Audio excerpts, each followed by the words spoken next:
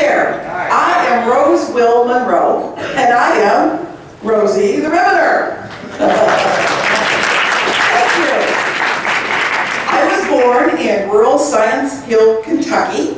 I was one of 9 children, born to a carpenter and a housewife. So needless to say, my father taught me carpentry at a young age.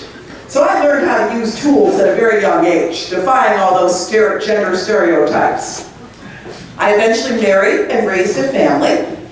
But in 1942, my husband was killed suddenly in a car accident, leaving me with 2 small children. At this point, I decided to go for a better life.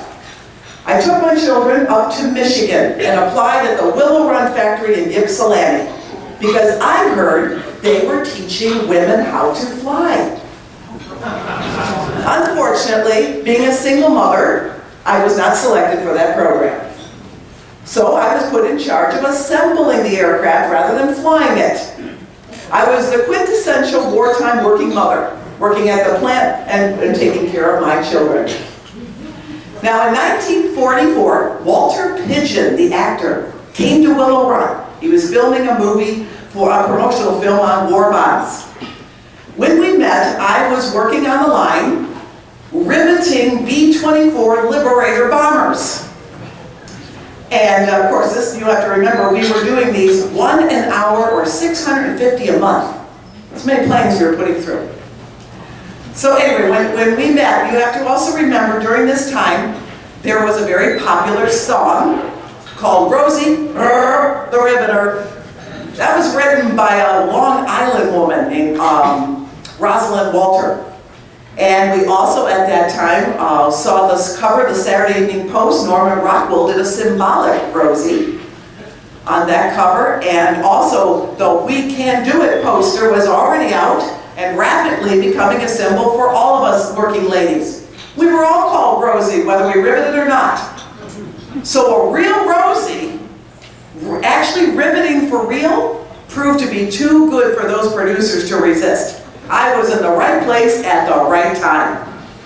I ended up making several films with Mr. Pidgeon. All these were shown nationwide in theaters between the features to encourage viewers to buy war bonds. After the war, my job was, the war was over and so was my job.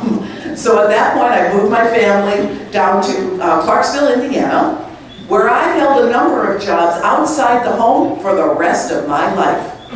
I actually worked a number of positions. I was a seamstress, a beauty shop owner, a taxi driver, a school bus driver, even a real estate agent. I even founded a company called Rose Builders, and we specialize building luxury homes. And at the age of 50, I did earn my pilot's license. Thank you.